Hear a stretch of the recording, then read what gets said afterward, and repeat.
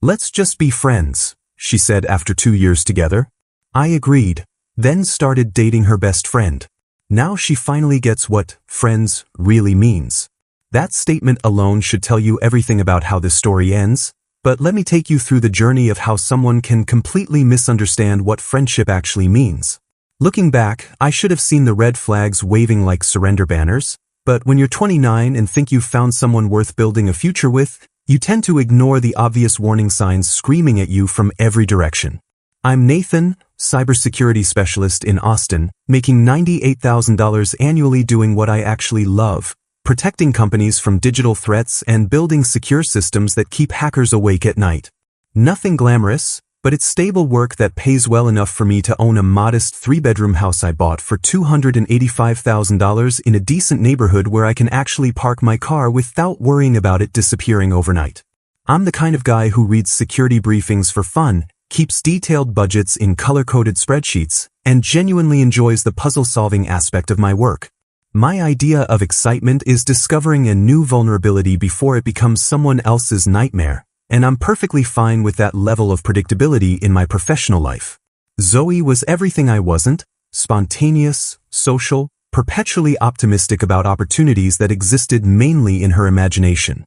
At 26, she worked as a marketing coordinator for some trendy boutique downtown, pulling in $35,000 a year while somehow maintaining a lifestyle that would require triple that income to sustain realistically. She had this carefully curated Instagram presence with 3,200 followers who seemed genuinely impressed by her knockoff designer purchases and perfectly staged coffee shop photos. The woman could make a $12 Target dress look like it came from a Manhattan runway, and she had this infectious energy that made you believe anything was possible if you just manifested it hard enough.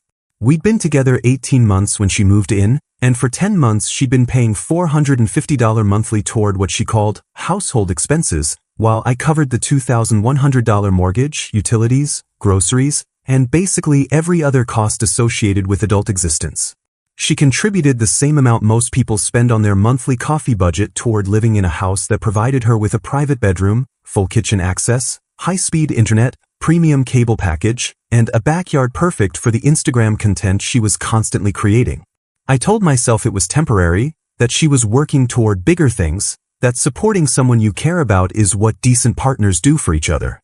The breakup came on a Tuesday evening in March, and I'll give Zoe credit for one thing: she certainly knew how to make an impression. I walked into my own living room after a particularly brutal day dealing with a ransomware attack at a client's firm, expecting maybe some dinner conversation and Netflix, instead finding my girlfriend sitting at my dining table with her laptop open and what appeared to be a PowerPoint presentation loaded and ready to go. The title slide read, "Relationship Evolution, Moving Forward Together," in some trendy font she'd probably spent 20 minutes selecting for maximum emotional impact. "We need to talk," she announced, gesturing toward the chair across from her like this was a business meeting I'd somehow forgotten to calendar.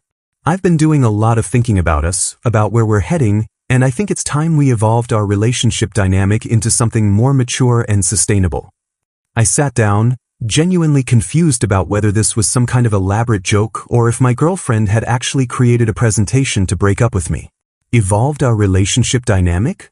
She clicked to the next slide, which contained bullet points about growth opportunities, and mutual benefits. "I think we're better as friends, Nathan. We've built something really special here, but I need space to discover who I am as an individual. We've gotten so comfortable that we've stopped challenging each other to grow." The irony of someone who'd spent 10 months contributing $450 monthly to a $3,500 household budget talking about challenging each other to grow wasn't lost on me, but I let her continue her presentation because I genuinely wanted to see where this theatrical performance was heading. "What I'm proposing," she said, advancing to a slide titled, "Proposed New Arrangement," is a platonic partnership where we maintain the foundation we've built while allowing ourselves room for personal development. I could continue contributing to the household while using this space as a base during my journey of self-discovery. She wanted to break up with me but continue living in my house at the same below-market rate while presumably dating other people and calling it personal growth. The audacity was almost impressive. "So you want to dump me but keep paying $450 to live here?" Her face shifted, the practiced presentation confidence cracking slightly. It's not dumping you, Nathan. It's evolving what we have into something better. We're great friends. We should build on that instead of forcing something romantic that's clearly run its course. When did it run its course? We haven't been intimate in 6 weeks, she said, clicking to what appeared to be a chart tracking our physical relationship. We barely talk about anything meaningful anymore. You work, I work, we watch TV, we go to bed. It's like we're roommates who occasionally hold hands. She wasn't wrong about the intimacy, but she'd conveniently omitted the part where she'd been staying out until 2 a.m. 3 nights a week for networking events, and coming home smelling like expensive cologne that definitely wasn't mine. The meaningful conversation issue might have had something to do with her responding to my questions about her day with one-word answers while scrolling through TikTok videos. And you think being friends will fix that? I think being honest about what we are will fix that, she said. We care about each other, but we're not in love anymore. We're just comfortable, and comfort isn't enough for either of us. I looked at her sitting there with her presentation and her bullet points and her carefully rehearsed reasoning, and something clicked into place. This wasn't about personal growth or friendship or evolving our dynamic. This was about maintaining her lifestyle while removing any obligation to contribute to our relationship emotionally, physically, or financially. You know what, Zoe? You're absolutely right. She blinked, clearly expecting more resistance. I am. We should definitely be friends. Real friends. The kind who split dinner checks and make plans in advance and respect each other's boundaries. Her smile faltered slightly. Exactly. That's exactly what I mean. Great. Then as your friend, I should mention that friends don't typically live together unless they're splitting expenses equally. And friends definitely don't have access to each other's Netflix passwords and family phone plans. The color drained from her face as the implications hit her. Nathan, I just meant. I know exactly what you meant. And I think this friendship is going to be really educational for both of us.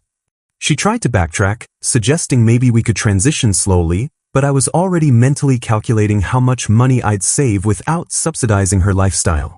For the first time in months, I felt genuinely excited about my future, and it had nothing to do with the woman sitting across from me with her PowerPoint presentation and her carefully planned manipulation disguised as personal growth. The next morning, I called my best friend Logan, a paramedic who'd been watching this relationship implode from the sidelines for months with the kind of professional detachment that comes from dealing with emergencies for a living. Logan had zero filter and a talent for cutting through nonsense that I desperately needed at that moment, plus he'd been divorced from someone remarkably similar to Zoe, so he understood the dynamics I was dealing with better than most people. She wants to be friends? Logan laughed when I explained Zoe's PowerPoint breakup. Bro, she doesn't want friendship. She wants all the benefits of dating you without any of the obligations. That's not friendship, that's being a parasite with better marketing. He was absolutely right, but I needed to see how far Zoe would take this friendship concept before she realized what it actually meant. Within 24 hours of moving out, she was already testing the boundaries with requests that revealed exactly how she'd been viewing our relationship all along. The first text came at 7:30 a.m. Emergency grocery run needed. Out of coffee and have a client meeting at 9. Can you grab some of that expensive brand I like and drop it off? Emergency grocery run. For coffee. That she could buy herself at literally any store between her new apartment and her office, but apparently expected me to purchase and deliver because we were friends now. I responded 3 hours later, sorry, was in meetings. Hope you found some coffee. Her next message arrived within minutes. Nathan, I really needed that coffee. I thought we agreed to help each other out as friends. We did agree to be friends, I replied. Friends don't typically handle each other's emergency grocery shopping though. That's more of a boyfriend service. The typing bubbles appeared and disappeared several times before she sent, fine. Can you at least update the Netflix password? It's not working anymore. I changed all the streaming passwords the night before, along with removing her from my family phone plan and Amazon Prime account. Real friends don't share subscription services unless they're splitting the bills, and Zoe had never contributed $1 to any of these expenses during our entire relationship. Netflix requires separate accounts for friends, I explained. They have a great single-user plan for $8.99 monthly. This pattern continued for weeks. Zoe would request something she'd taken for granted during our relationship: access to my accounts, inclusion in my weekend plans, rides to the airport, help moving furniture, and I'd respond with the same energy I'd give any casual acquaintance. Polite, but not accommodating. Friendly, but with clear boundaries. The breaking point came when she showed up uninvited to my house on a Saturday morning, using the spare key she'd somehow forgotten to return, expecting to join me and Logan for our weekly barbecue prep. I was seasoning ribs for a company gathering I'd planned with several coworkers from my cybersecurity firm when I heard my front door open and Zoe's voice calling out like she still lived there. "Hey, I brought potato salad for the barbecue. Store-bought, but it's the good kind from Whole Foods." Logan and I exchanged glances. This was going to be interesting. "Zoe," I said calmly, "what are you doing here?" "It's Saturday barbecue day. I always come to Saturday barbecue day." She set the potato salad on my counter like this was completely normal behavior. I figured as friends we could still maintain some of our traditions. "Friends get invited to barbecues," Logan said bluntly. "They don't just show up because they know where you hide the spare key." She looked genuinely confused, like the concept of being invited to social events was completely foreign to her. "But we always do this together. It's our thing." "It was our thing when we were dating," I explained. "Now we're friends, and friends respect boundaries. They ask before coming over. They don't use keys to other people's houses without permission." Her face went through several emotions: confusion, annoyance, then that familiar entitled indignation I'd seen whenever someone suggested she couldn't have exactly what she wanted when she wanted it. "So you're saying I'm not welcome here anymore?" "I'm saying friends call first and wait to be invited like normal people do."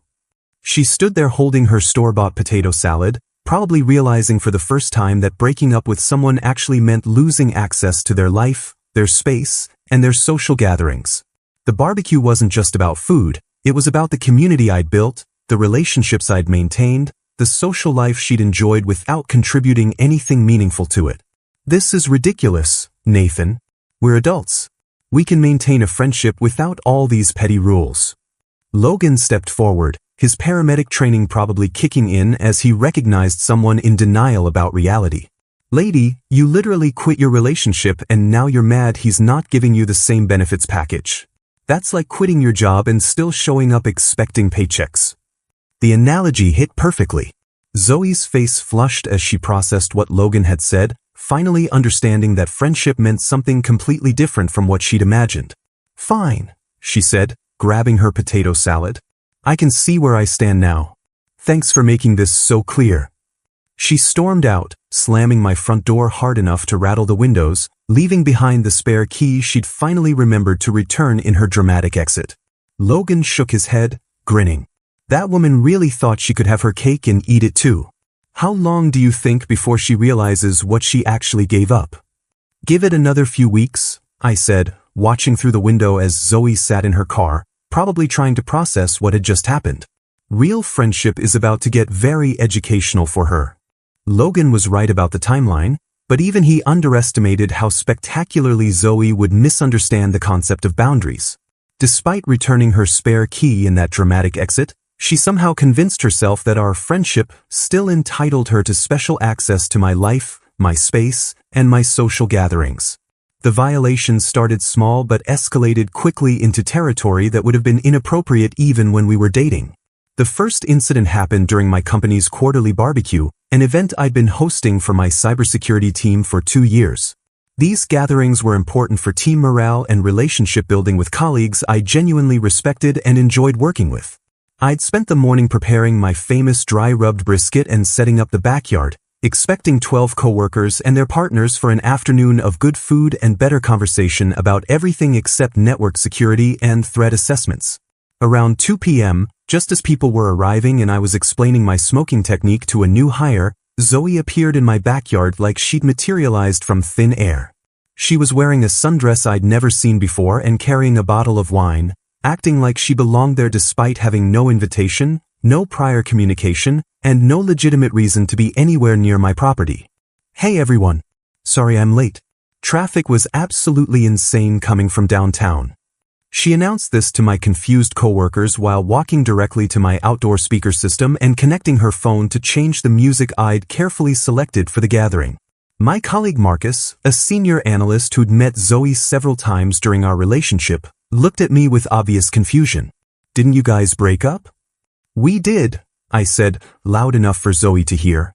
3 weeks ago. Zoe turned from the speaker system with a bright smile that didn't quite reach her eyes. We're friends now. Nathan and I decided we're much better as friends, so we're maintaining all the good parts of our relationship without the complicated romantic stuff. The awkwardness was immediate and palpable. My coworkers exchanged glances that clearly communicated their secondhand embarrassment at witnessing whatever this situation was supposed to be. These were intelligent people who understood inappropriate behavior when they saw it, and Zoe's uninvited appearance at a professional gathering was setting off alarm bells for everyone except her. She proceeded to act as hostess for an event she hadn't been invited to, directing people toward food I'd prepared, explaining my smoking process to guests like she'd been involved in the preparation, and inserting herself into conversations about work projects she knew nothing about. When my boss complimented the brisket, Zoe jumped in with, "We've been perfecting that recipe for months," using the plural pronoun like we were still a team. Logan arrived an hour later, took one look at the situation, and immediately understood what was happening. He approached me while Zoe was busy explaining to my female colleagues why their boyfriends should treat them more like Nathan treated her, apparently unaware of the irony. Bro, she's literally crashing your work party and acting like she lives here. This is beyond inappropriate. I know. I'm trying to figure out how to handle this without causing a scene in front of my entire team. Let me handle it, Logan said with the kind of confidence that comes from years of dealing with difficult people in emergency situations. I speak fluent reality check. He walked over to where Zoe was holding court with 3 of my coworkers, gesturing dramatically while telling some story about her marketing insights that was clearly boring them to tears. Zoe, can I talk to you for a second? Logan's tone was polite but firm. Sure. Logan, right? Nathan's paramedic friend. I was just telling everyone about this amazing campaign I'm working on for. Yeah, that's great, Logan interrupted. Quick question though. Did Nathan invite you to this barbecue? The conversation stopped. Everyone within earshot was suddenly paying attention, probably sensing that something significant was about to happen. Well, I mean, it's complicated. We're friends now, and I always come to Nathan's barbecues. It's kind of our tradition. But did he specifically invite you to this particular barbecue? Zoe's confidence faltered slightly. Not exactly, but friends don't need formal invitations to. Actually, they do, Logan said, his voice carrying the authority of someone who'd seen enough boundary violations to recognize the pattern. Friends absolutely need invitations to social events. That's literally how friendship works. You can't just show up places because you used to date the host. The silence was deafening. My coworkers were watching this unfold with the fascination people reserve for car accidents and reality TV shows.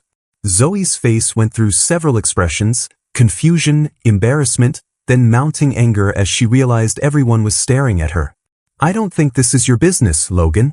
It became my business when you made my friend's professional gathering awkward for everyone here. He gestured toward my colleagues, who were indeed looking uncomfortable. These people are trying to enjoy their Saturday afternoon, not referee whatever this situation is supposed to be. Zoe looked around the group, finally seeming to notice the expressions on everyone's faces. The polite smiles, the averted eyes, the body language that screamed, "We wish we were anywhere else right now." Nathan, she said, her voice rising slightly, are you going to let him talk to me like this?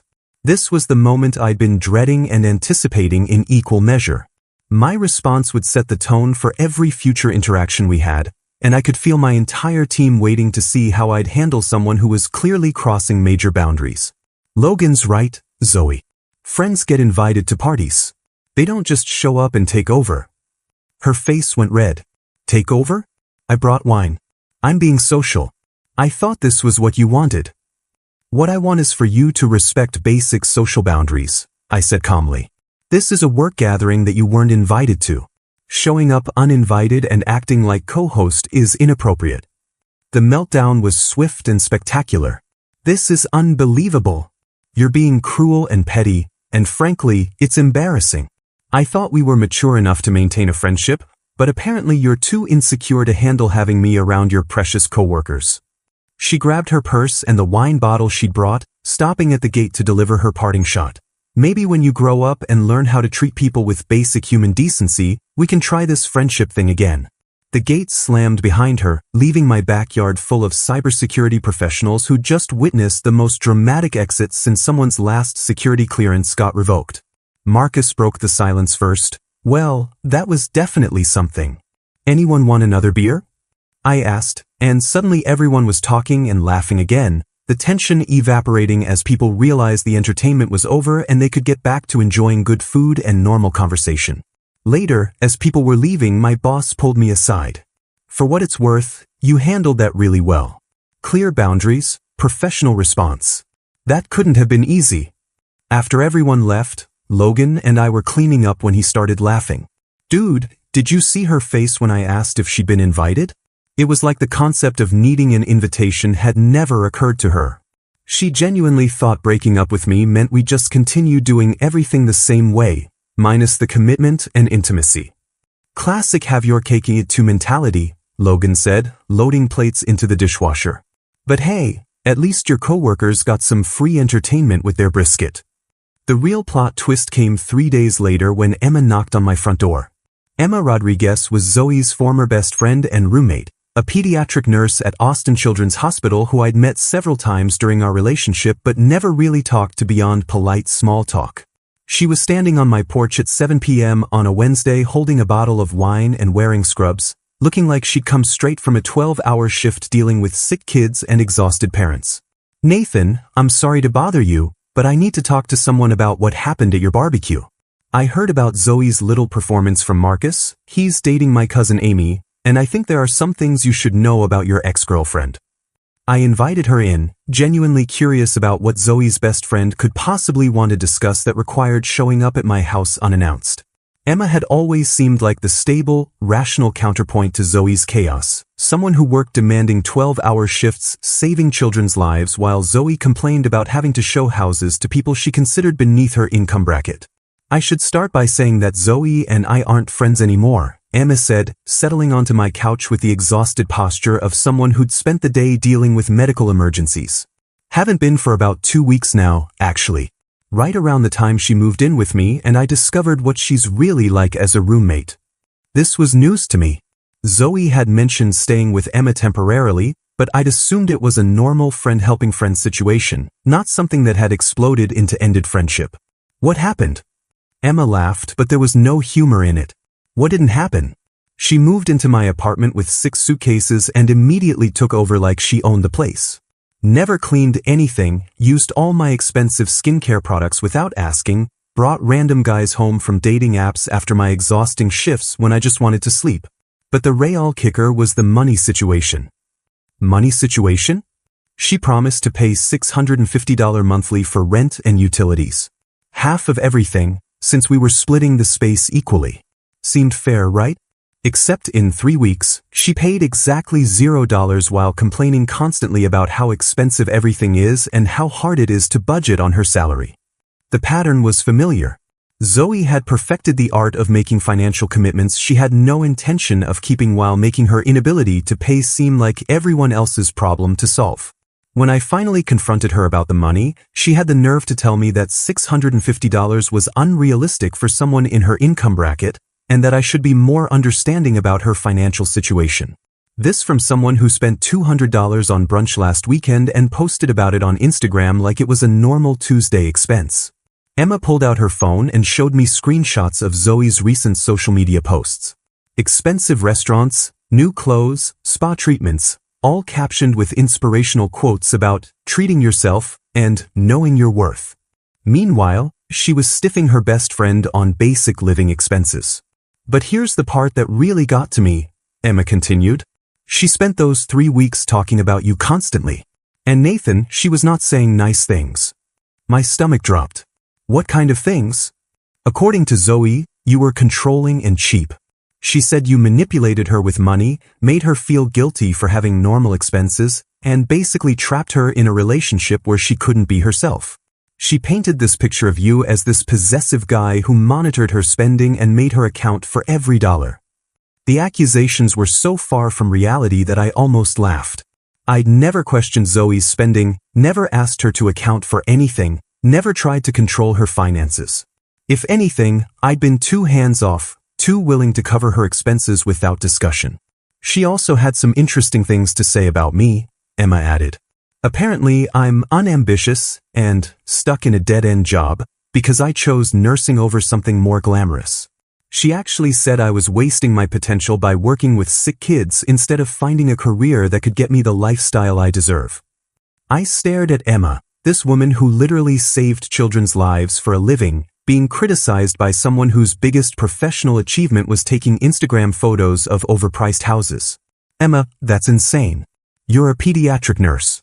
You're literally making the world better every day. She smiled for the first time since arriving. Thank you. That means more than you know, especially coming from someone she spent so much time trashing. We talked for another hour, and I found myself genuinely enjoying the conversation. Emma was intelligent, funny, and refreshingly honest about everything. When I offered her dinner, she insisted on ordering pizza and splitting the cost, then helped clean up afterward without being asked. The contrast with Zoe was staggering. Can I ask you something? Emma said as we were finishing the dishes. Would you want to get dinner sometime? Like, actual dinner, not pizza on your couch while I vent about your horrible ex-girlfriend? The attraction was immediate and obvious, but I had to ask, won't this be weird? The whole best friend situation? Zoe stopped being my best friend the moment she decided I wasn't worth basic respect or financial honesty, Emma said. Plus, after listening to her complain about you for 3 weeks, I'm pretty curious to see what you're actually like when you're not being described by someone who clearly didn't appreciate what she had. Our first official date was that Friday at a mid-range Italian place Emma had suggested. She arrived exactly on time, engaged in actual conversation about our jobs and families, and when the check came, she reached for her wallet before I could even offer to pay. When I suggested we split it, she smiled and said, "Finally, someone who doesn't think buying me dinner entitles them to anything." The difference was night and day. Emma asked questions about my work because she was genuinely interested, not because she was calculating my earning potential. She talked about her patience with the kind of passion that comes from finding purpose in your career. When I mentioned my house, she seemed impressed by my responsibility, not disappointed by the neighborhood or square footage. Zoe said you were boring. Emma told me over dessert we decided to share. She specifically mentioned that you work too much and don't understand how to have fun. What do you think? I think someone who builds their own home security system and smokes brisket for 12 hours straight has a pretty interesting definition of fun. Zoe's idea of excitement was spending money she didn't have on things she didn't need. By the end of the evening, I was more interested in Emma than I'd been in anyone for years. She was beautiful, obviously, but more than that, she was substantial. She had depth, purpose, and this amazing ability to find humor in situations without being cruel about it. When I walked her to her car, she turned and said, "I had a really great time tonight. I'd love to do this again." Even though it might complicate your situation with Zoe? Emma's expression grew serious. Nathan, Zoe made her choices. She chose to treat you badly, she chose to treat me badly, and she chose to burn bridges with people who cared about her. I'm not going to let her poor decisions limit my good ones. That night, lying in bed in my own house without someone scrolling through social media next to me, I realized something important. For the first time in months, I was excited about where my life was heading. And it had everything to do with the woman who just texted me, "Thanks for dinner. Sleep well," and nothing to do with the one who'd created a PowerPoint presentation to explain why we should be friends. Zoe discovered Emma and I were dating exactly 2 weeks later, and her reaction made the barbecue meltdown look like a minor disagreement about dinner plans. I know the precise timing because my phone started exploding at 5:15 a.m. on a Monday morning with a barrage of texts that escalated from confused to furious to completely unhinged in the span of 37 minutes. The first message was almost reasonable. "Did Marcus tell me correctly that you're dating Emma now?" Then came the follow-up before I could even respond. "Please tell me this isn't some sick revenge plot against me." By 5:30 a.m., the messages were coming in rapid-fire succession. "You're dating my best friend? How could you do this to me? This is so twisted and manipulative. You're only doing this to hurt me. Emma knows exactly what she's doing. This is betrayal on so many levels. I can't believe you'd stoop this low. You're both horrible people. This is psychological warfare. I hope you're happy destroying friendships. Answer your phone right now. 27 text messages before 6 a.m. I counted them while drinking my morning coffee and marveling at the level of entitlement required to send someone nearly 30 angry messages about their dating life 2 weeks after breaking up with them via PowerPoint presentation. The phone call started at 6:47 a.m. and continued every 12 minutes until I left for work. 19 attempted calls in 2 hours, each one going to voicemail because I was already running late for a client meeting and had no intention of starting my Monday with whatever emotional hurricane Zoe was brewing. I listened to the voicemails during lunch, and they were exactly what you'd expect from someone having a complete psychological breakdown over losing control of a situation they'd created. The messages alternated between sobbing pleas for me to reconsider this betrayal and angry threats to expose my true character to everyone we knew. One particularly unhinged message accused me of stealing her best friend as revenge for her wanting to be just friends, apparently forgetting that she was the one who'd insisted we weren't compatible romantically. By evening, her social media had exploded into a passive-aggressive wasteland of inspirational quotes about toxic men, fake friendships, and learning to recognize manipulative behavior. Post after post about knowing your worth and cutting toxic people from your life, with carefully chosen photos that painted her as the victim of some elaborate conspiracy. My personal favorite was a quote she'd posted over a sunset photo. Some people will use your own friends against you when their ego gets bruised. Stay strong, beautiful souls. The caption read, learning so much about people's true character lately. Meanwhile, Emma and I were actually building something real. She'd started staying over on weekends, and the difference was remarkable. She contributed to groceries without being asked, helped with household tasks because she wanted to, and treated my space with the kind of consideration that comes from actually respecting someone. When she used my bathroom, she cleaned up after herself. When she cooked dinner, she did the dishes. When we watched Netflix, she asked what I wanted to watch instead of automatically putting on reality shows about people whose biggest problem was choosing between multiple vacation homes. Has she always been this dramatic? Emma asked one Saturday morning while making us breakfast. Actual breakfast with eggs and toast, not Instagram-worthy smoothie bowls that cost $40 in specialty ingredients. I'm starting to think I never really knew her at all, I admitted. She's acting like I personally destroyed her life by agreeing to be friends like she asked. Emma flipped the eggs with the kind of competence that comes from years of taking care of herself. She's not upset about losing you. She's upset about losing control over you. There's a huge difference. The insight was spot on.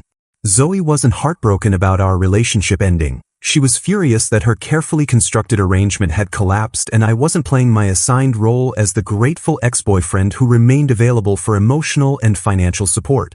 The harassment escalated throughout the week. More angry texts from new phone numbers when I blocked the old ones, social media posts that became increasingly obvious in their targeting, and according to Logan, she'd started showing up at places she knew I frequented, apparently hoping to catch me with Emma and cause some kind of public scene. She came into the gym yesterday, Logan reported during our weekly coffee meetup. Asked the front desk if I knew whether you still worked out there. When they said they couldn't give out member information, she tried to convince them she was your sister and needed to find you for a family emergency. The desperation was almost impressive in its creativity, but it was also starting to cross lines that made me genuinely concerned about what she might do next. Someone who would lie about family emergencies to track down their ex-boyfriend's whereabouts was operating outside the boundaries of normal breakup behavior. Emma handled the whole situation with the kind of grace that comes from years of dealing with actual crises. I've seen enough real emergencies to know the difference between someone having a hard time and someone who's dangerous, she told me. Zoe's just having a hard time accepting that actions have consequences. But even Emma's patience was tested when Zoe started targeting her directly. The messages to Emma were different from the ones she'd sent me, more manipulative, more focused on guilt and betrayal than anger and accusation. She's trying to convince me that you're just using me to get back at her, Emma showed me the screenshots one evening. Apparently, you're incapable of genuine feelings and this is all part of some elaborate revenge scheme. The messages painted me as a master manipulator who'd identified Emma's insecurities and was exploiting them for psychological warfare.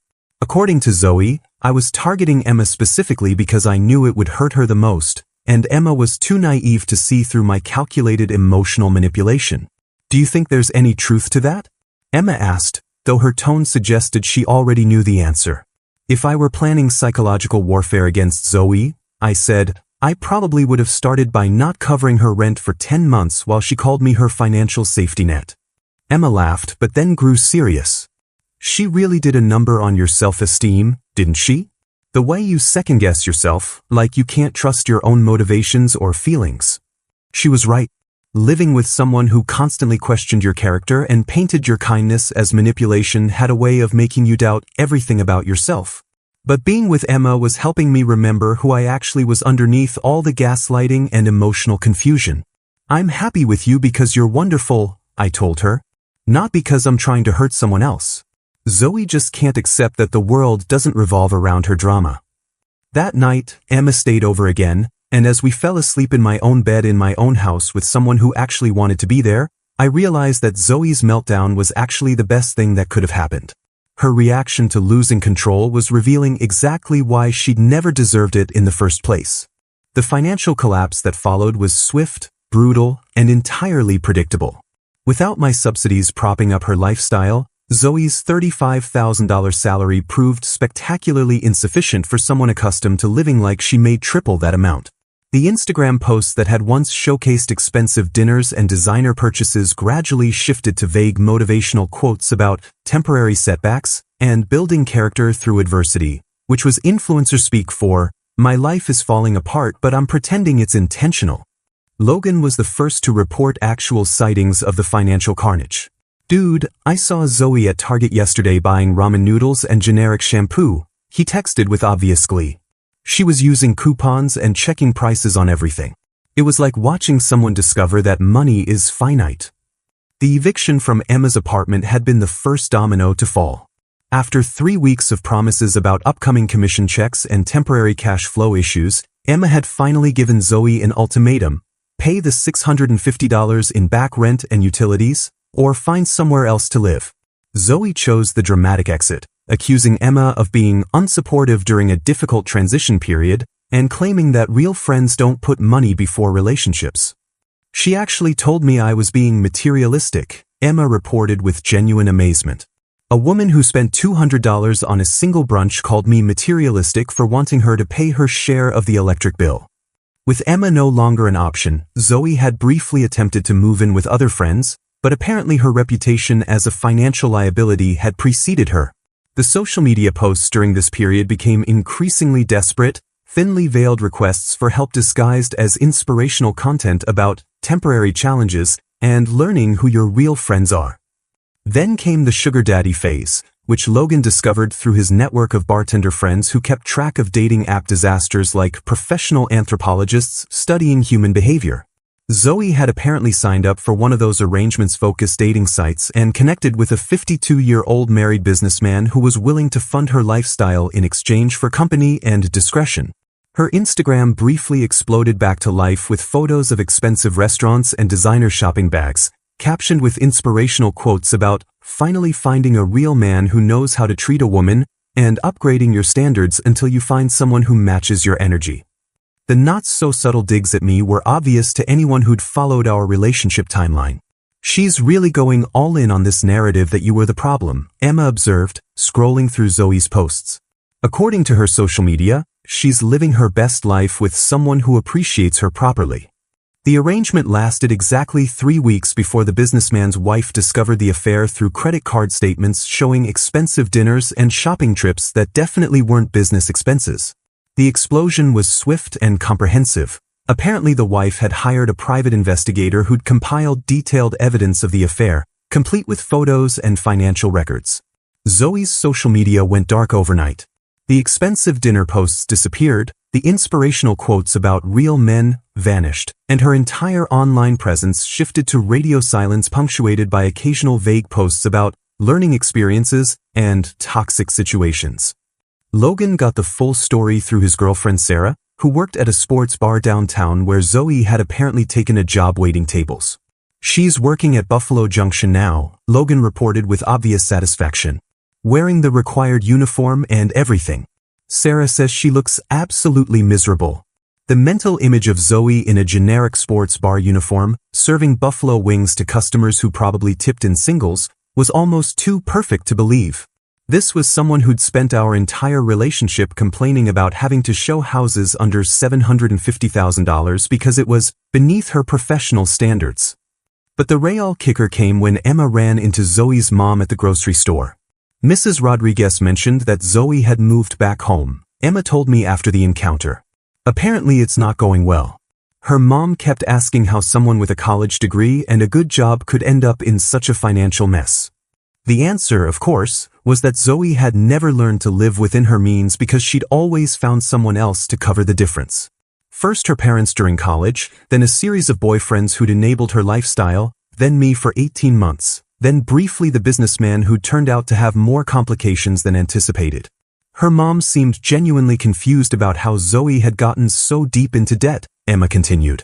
She mentioned something about credit cards and car payments and not understanding how someone making decent money could be broke all the time. The social media transformation was the most telling indicator of how far she'd fallen. The carefully curated lifestyle content had been replaced by generic motivational posts about new opportunities in hospitality and learning the value of hard work. Her follower count had dropped from 3,200 to under 800, probably as people realized her content had shifted from aspirational to desperately inspirational. She posted a photo of herself at work yesterday. Logan showed me his phone during our weekly coffee meeting, called it Building Character in the Service Industry, and tagged it with #HumbleBeginnings, #WorkHard, #GrowthMindset. The transformation from entitled lifestyle influencer to someone posting motivational quotes about the character-building aspects of waiting tables was almost too dramatic to believe. But the evidence was right there on her social media, documenting the complete collapse of someone who'd spent years living beyond their means. Do you feel bad for her? Emma asked one evening as we were cooking dinner together. Actual cooking, not ordering expensive takeout and photographing it for social media. I considered the question while watching Emma efficiently chop vegetables with the kind of competence that comes from years of taking care of yourself. I feel bad that she never learned how to build a life instead of just funding a lifestyle. But I don't feel responsible for her choices. The irony wasn't lost on me that Zoe's desperate attempt to upgrade her situation had led to the most dramatic downgrade possible. She traded a stable relationship with someone who genuinely cared about her for a series of increasingly desperate arrangements that had ultimately left her worse off than when she'd started. She could have had a good life, Emma said, seasoning the vegetables. She just couldn't appreciate it because she was too busy looking for something better. Meanwhile, my life had improved dramatically in every measurable way. My savings account was growing steadily without the constant drain of someone else's expenses. My house felt like home again instead of a filming location for someone else's social media content. And most importantly, I was building something real with someone who valued stability over excitement and partnership over performance. The desperate midnight phone call came exactly 4 months after Zoe's PowerPoint breakup, and it was everything I'd expected and worse. My phone rang at 11:43 p.m. on a Tuesday, waking me from deep sleep next to Emma, who'd been staying over most nights since we'd made things official. The caller ID showed Zoe's number, which I'd unblocked weeks earlier because the harassment had stopped and I figured she'd finally moved on with her life. Nathan? Oh, thank God you answered. I'm so sorry to call this late, but I really need to talk to someone who understands my situation. Her voice was different. Smaller, defeated, stripped of the entitled confidence that had defined every interaction we'd had for 2 years. This wasn't the woman who'd presented a PowerPoint about evolving our relationship dynamic. This was someone who'd been genuinely broken by the consequences of her own choices. What's wrong, Zoe? Everything's completely falling apart. I'm drowning in debt, my car's about to be repossessed, and there might be legal issues from that situation with Craig. Craig, apparently, was the married businessman whose wife had discovered their arrangement. His divorce attorney contacted me last week about potential testimony, and now I'm scared I might get dragged into court proceedings. She was crying now, real tears that carried none of the manipulative calculation I'd grown accustomed to during our relationship. I've got $9,200 in credit card debt, I'm 3 months behind on my car payment, and my mom is threatening to kick me out if I don't start contributing to household expenses. I don't know what to do. The numbers were staggering but not surprising. Someone who'd been living on $35,000 annually while maintaining a lifestyle that required triple that income was bound to hit financial rock bottom eventually. What surprised me was how quickly it had happened once the safety nets disappeared. I'm sorry you're going through this, Zoe. That sounds really stressful. Nathan, I know I have no right to ask this, but I need help. I need someone to help me figure out how to get out of this mess. You were always good with money and planning and seeing solutions to problems I couldn't handle. There was the real reason for the midnight call. Not apology, not genuine remorse, but another request for me to solve problems she'd created for herself. What kind of help are you looking for? Maybe a loan to get caught up on my car payments? Or help negotiating with the credit card companies?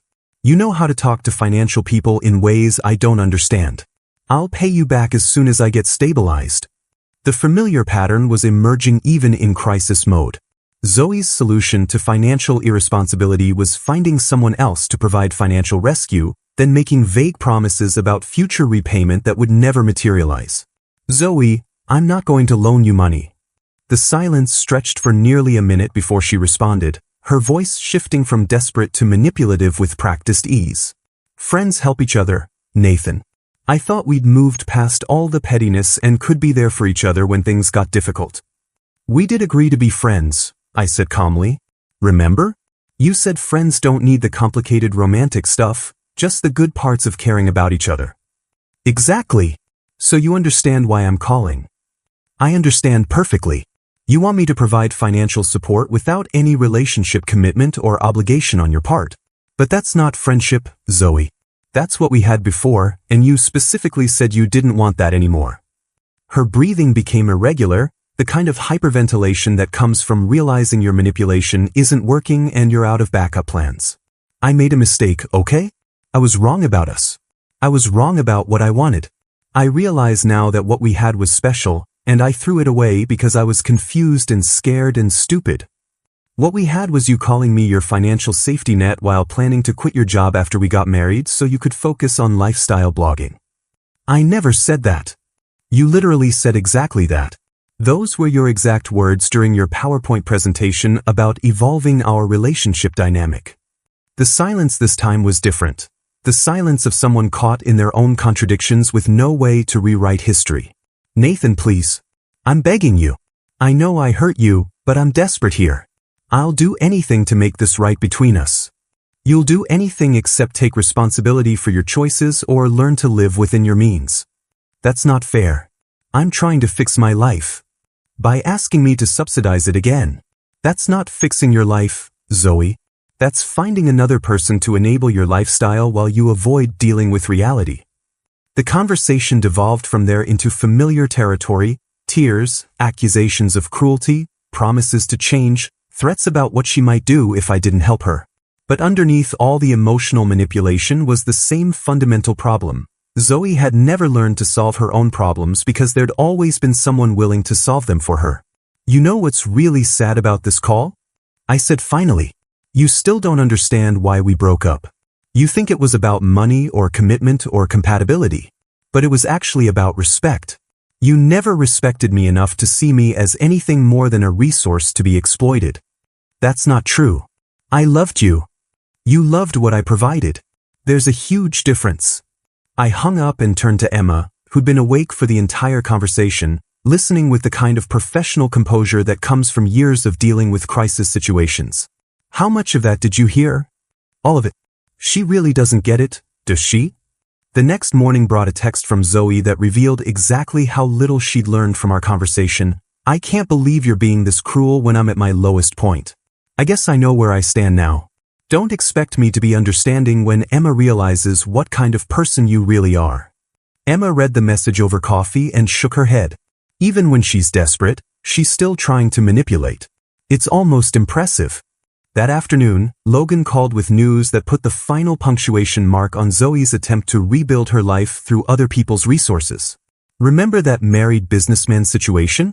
Well, apparently his wife's divorce attorney got wind of Zoe's financial desperation and decided she might be willing to testify about the affair in exchange for avoiding any potential civil liability. The legal complications were apparently more serious than Zoe had admitted. Craig's wife was seeking substantial financial damages in the divorce, and Zoe's involvement could potentially make her liable for some of those costs.